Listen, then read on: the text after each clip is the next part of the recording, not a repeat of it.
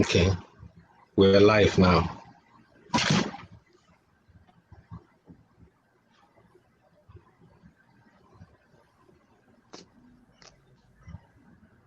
IPOBO, Ndemo Bodemwe. IPOB, Ndemo Bodemwe. Indigenous people of Biafra, let the vice supreme leader, Mazin Namundi Kano. Amadike, Ikuku Amano Nodobu, Inyere Merede. Ladies and gentlemen, Biafrans all over the world, America, stand up! IPOB, US, America, America, America, IPOB, New York, America, America, America. The IPOB USA and the state of New York, just like we all know, OKOSISI KOBOBUEGO. This information is directed to the IPOB in the United States of America. Going with all our leaders, Mazi Nnamdi Kanu has recently said we must do the needful. If you have not joined IPOB family yet, or you intend to support the struggle for the restoration of Biafra, now is the time. To join IPOB family in the New York, please call our state coordinator, Mazi David Ezekwesili, on 832-245-5640, or the New York State Deputy, Mazi Izu Okoli Madike, on 646-645-8237. Other zone coordinators include Bronx Zone 1 and Mazi Dr. Ekweme on +164-664-43957.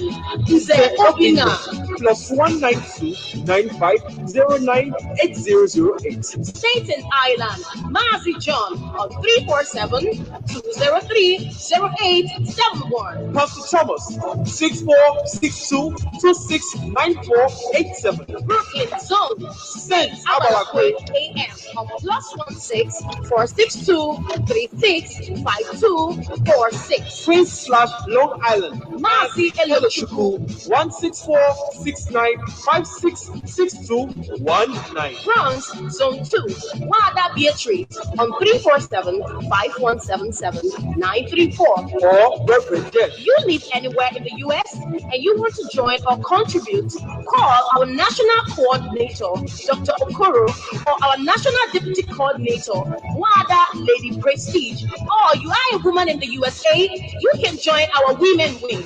Call Wada Mommy Okafor on 121-571-57709. Also, if you want to contribute, USA will not fail our leader, Nnamdi Kanu, or disappoint our motherland, Biafra.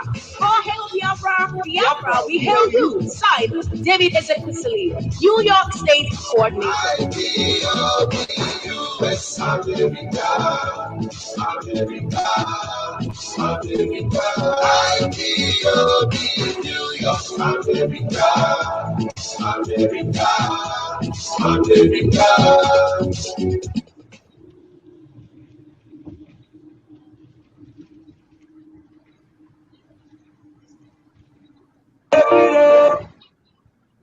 Biafran's Got Talent exclusive. After this heavy rain, please let the sunrise.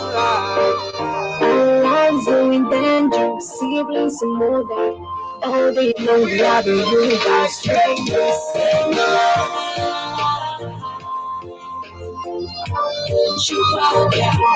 Keep us Biafra.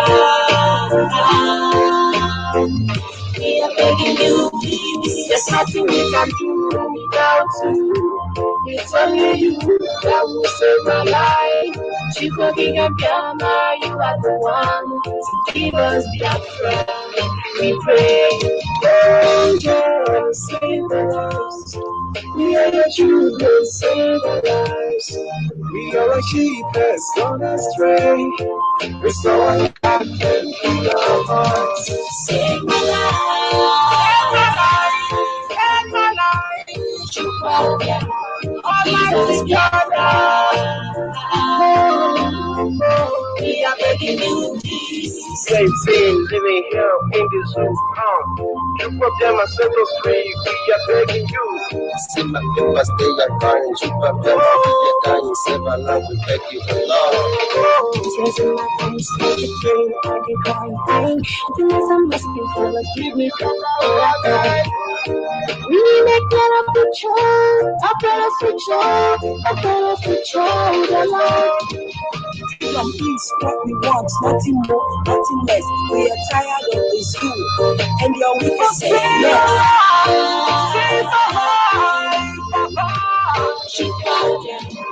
Give us Biafra. We are begging you, please.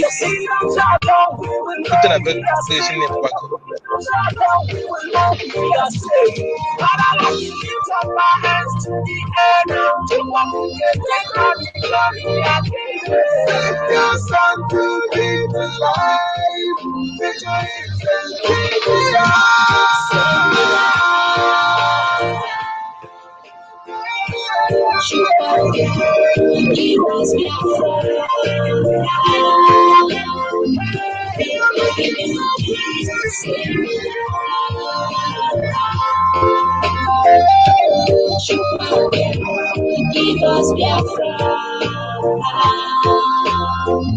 We are begging you, please.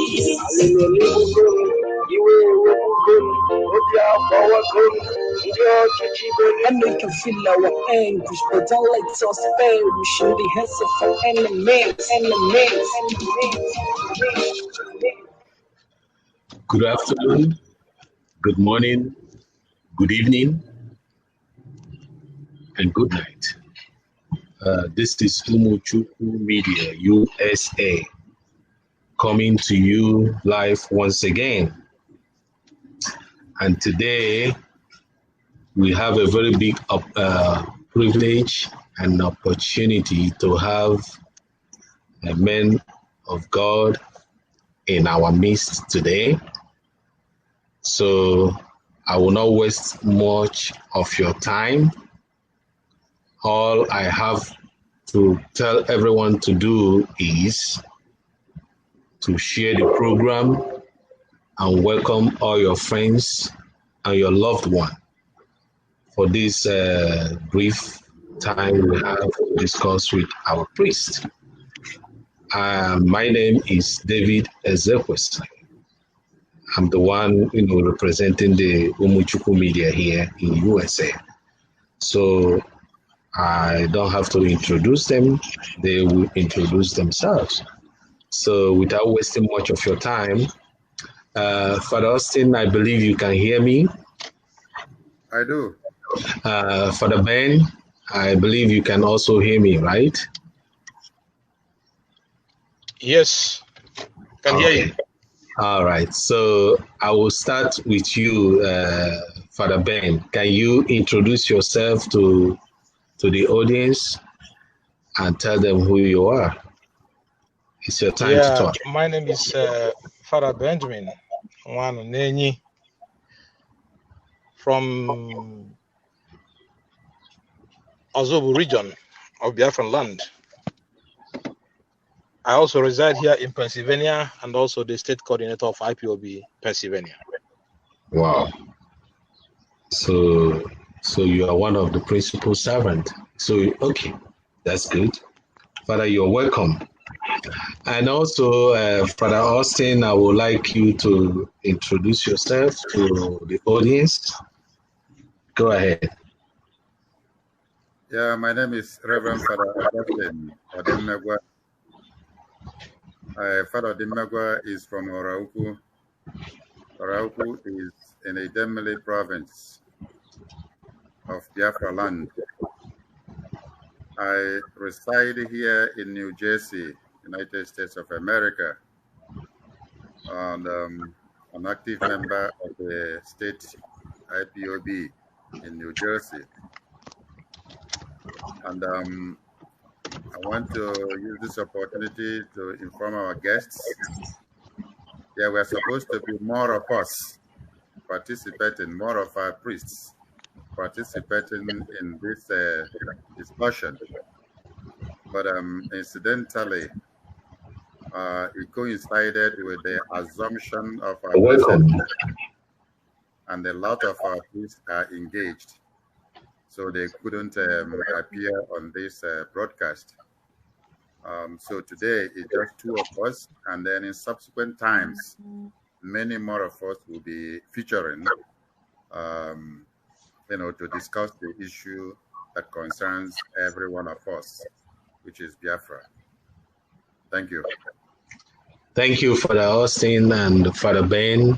It's a privilege to have both of you in our broadcasting today. There are so many things going on which we'll be looking into.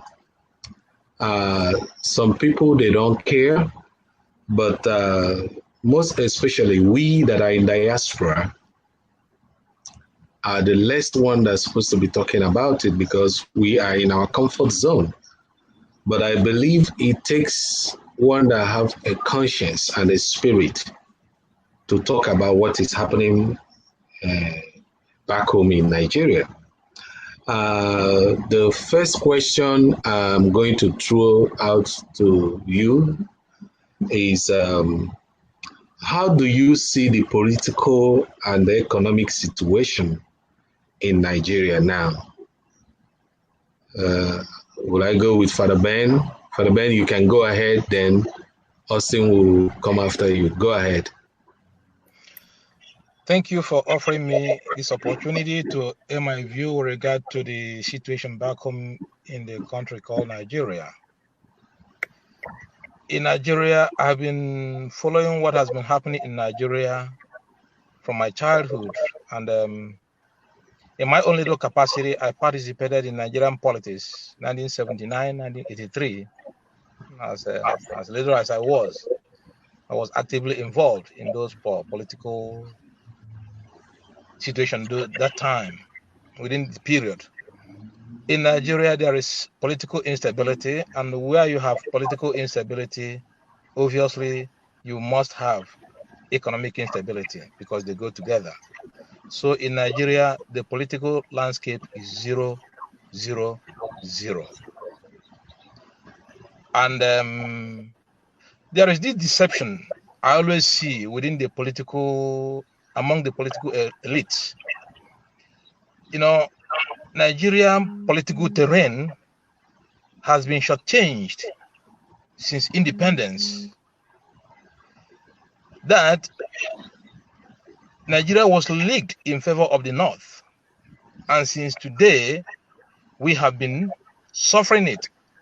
And we are going to continue suffering it unless we decided to do something and change the political equation.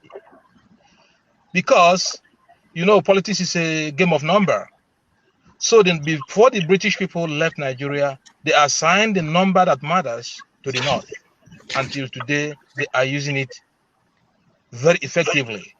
And that is why you always hear when there is an issue, political issue, they would ask you to go through political process.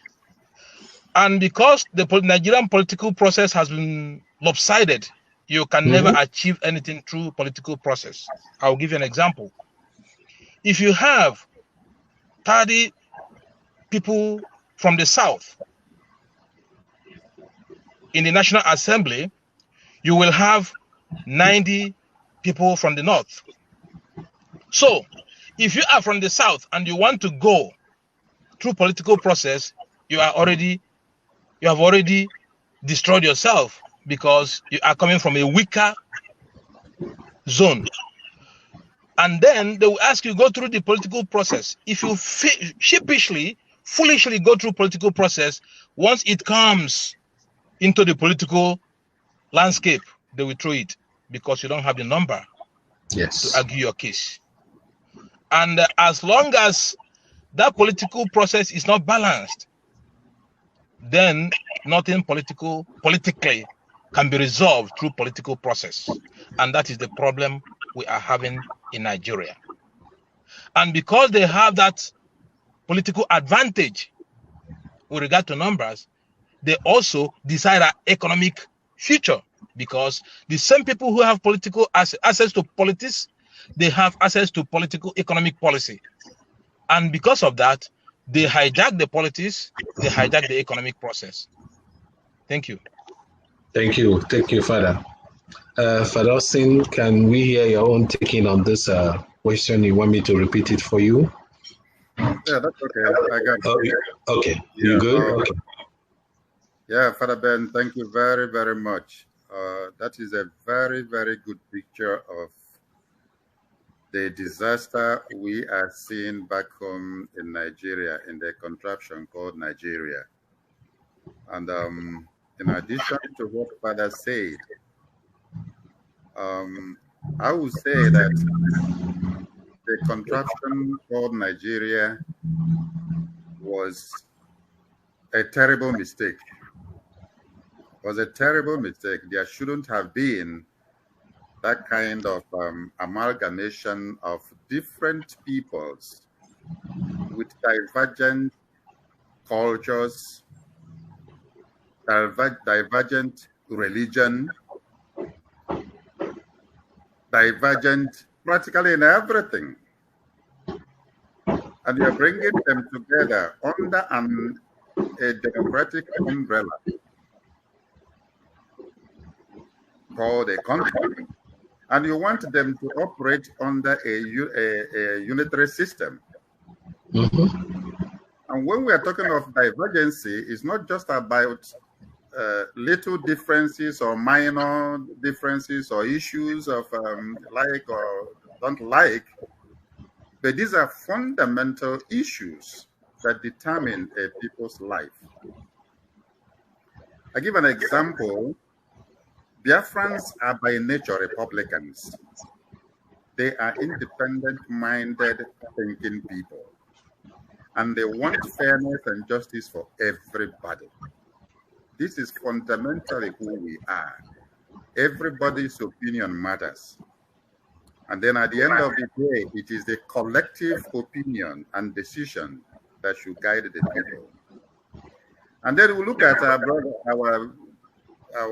brothers who are the brothers and sisters who are the Fulanis.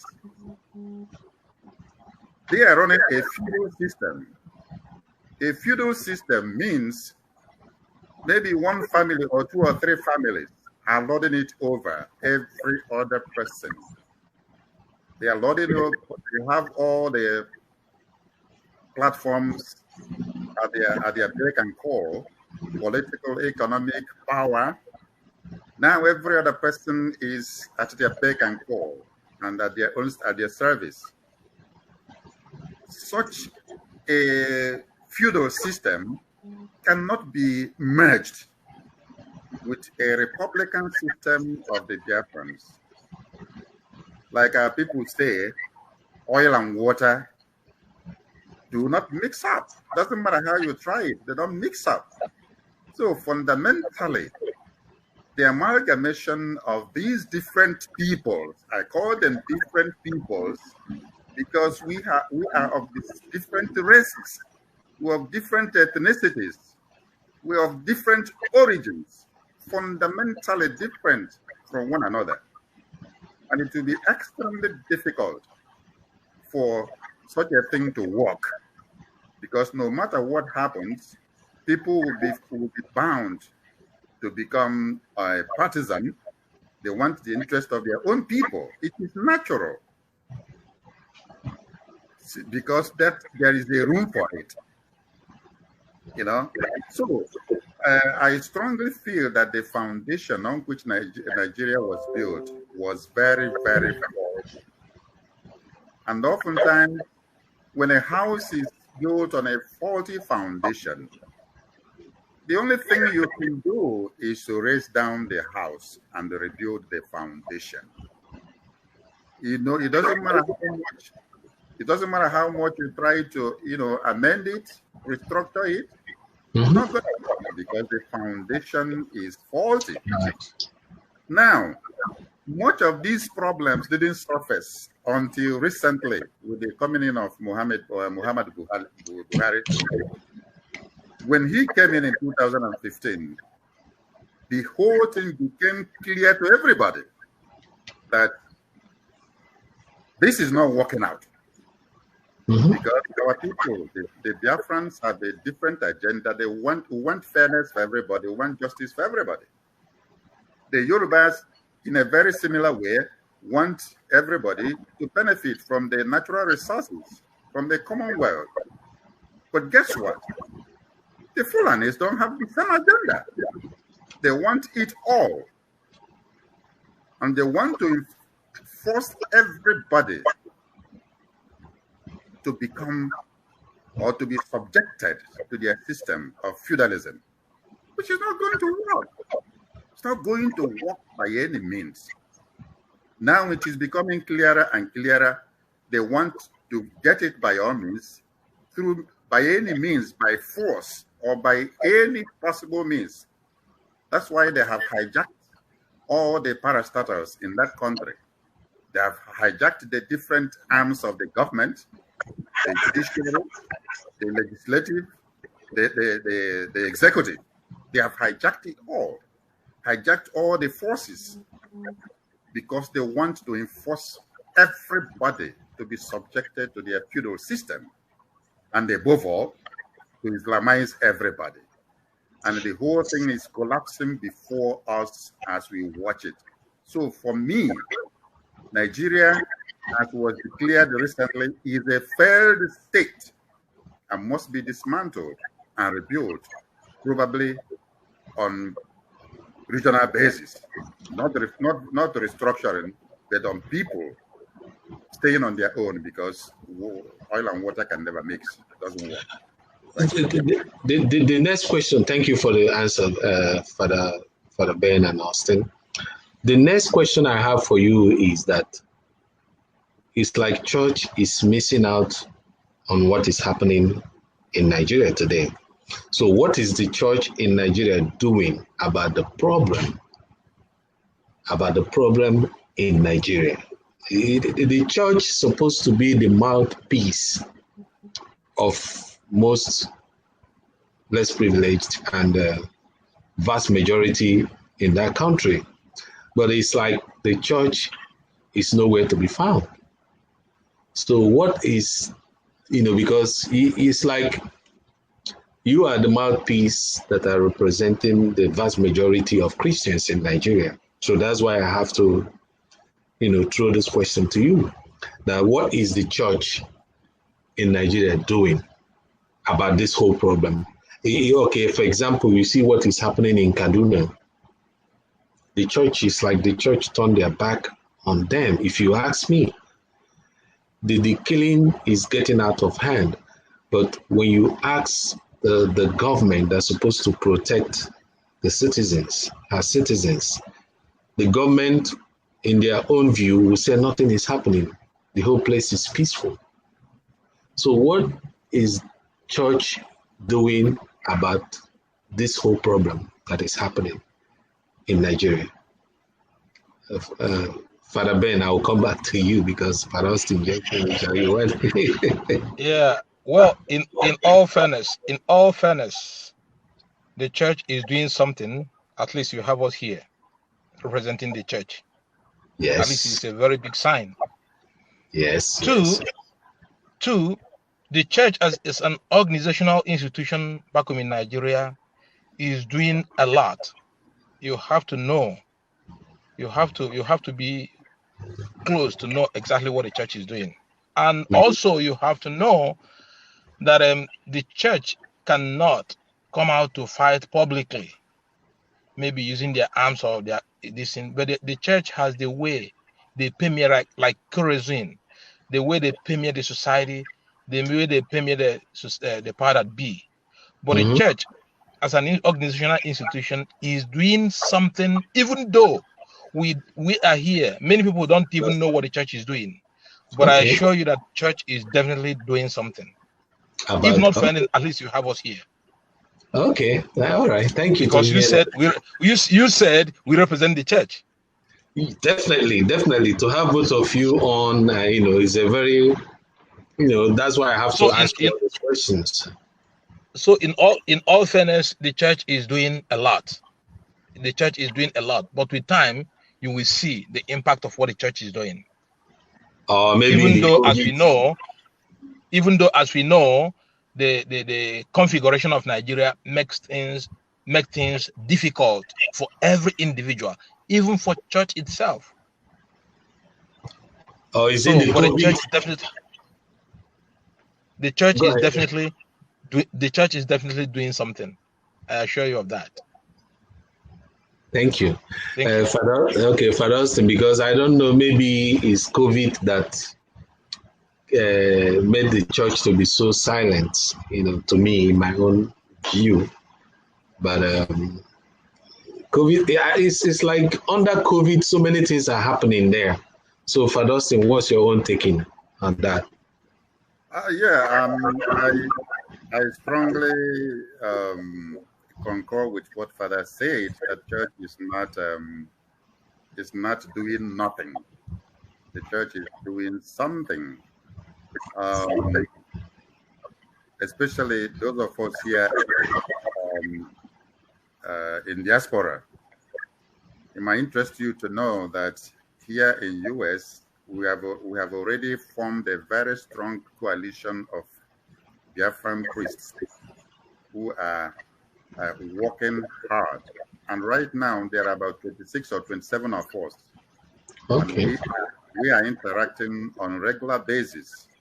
Okay, that's very interesting. Analyzing the situation back home in Nigeria, and doing the best we can as a group and as individuals to create the awareness where we are. And it is working out. At the same time, when we look at the church back home in Nigeria, they are at the war front. They are at the war front. And they are doing something. Absolutely. There's no doubt about it. I give you an example. On February 26th this year, on the Ash Wednesday, yes, the whole world watched 3 dioceses march on the street to let the world know that the persecution of Christians in Nigeria is enough. Okay, that's a very interesting one. And I keep commending those dioceses of the dioceses of Sokoto Diocese, Kuka, Onitsha Archdiocese, under Archbishop Valerian Okeke, and Lagos Archdiocese under Archbishop Martin. They organized a very powerful protest to let the world know that Christians are being persecuted, that they are being persecuted. And it was selling viral on the social media, and people loved it. And then, in addition to that, a lot of bishops are speaking out, because at the end of the day, it boils down to what the bishops are doing. The bishops have 1,000,000 times more powerful voices than the priests. So when they speak, the priests can speak more on the local level in terms of what is going on in Nigeria. But the bishops, when it comes to creating international awareness, the bishops have a lot of role to play by speaking out, writing. I give you an example with the Cameroons. The Cali Bishops Conference of Cameroon have been writing about the southern Cameroon, what the maltreatment they are getting. And they have reached out to so many countries. And it's working for them right now as we speak, because the bishops are condemning the injustice against the southern Cameroon, even the bishops in the northern Cameroon. They're in fighting against the injustice being meted out to the southern Cameroon. So that's what we are looking out for. Bishops acting as a body. Why? Because this is a very serious problem facing Christianity in Nigeria. This is not about political privilege or isolation or marginalization. No. This is about persecution of Christians with the ultimate goal of Fulanizing and Islamizing the whole country. And it's coming gradually, step by step. And we are watching it unfold before our eyes. As if it is going to be witched away. And like Father said, something is being done. We're so happy to read from the bishops of Owerri Ecclesiastical Province. I think it was earlier this week or last week. They published a communique after their meeting, asking the people to defend themselves. Yes, I read it. Themselves. This is the kind of leadership role we are looking out for, because what is coming after us is enormous. Yes. And it is for us, once the bishops are able to say, defend yourselves, it is for us, the common people, to go and figure out how to defend ourselves. Yes. I'll give you an example. It happened in the early 80s when Maitasine was massacring Christians in the Middle Belt. It was Archbishop Ganaka. I remember in one of the national ceremonies that was done in Jos. He stood up and told the Christians, you cannot fold your hands and be waiting for the enemy to come and kill you. If you do it, you have committed suicide. You must defend yourself. That is why it is acceptable in any civil, religious, name it, platform of the law. It's acceptable self-defense because it is natural to defend yourself. So he told the people, defend yourselves against the Maitasine. And after that, things changed because people mobilized themselves and started fighting back. If somebody is coming to kill you, you don't just kneel down there and be praying that magic happens all of a sudden. It may or may not, and in most cases, 99.9%, that magic may not happen. The chances is that you'll be killed. So that is the type of thing we need from the bishops. They need to guide the people on what the people need to do. Then the details will be left to the people to figure out how to defend themselves. Because this is becoming way out of order. We see hundreds and thousands of militia men being brought into our area. Ammunition, arms being dropped for them in the bushes that overrunning the whole place. We can't keep quiet. Is it when they have started bombing our churches that we start talking? We need to show the leaders by letting the people understand, look, you've got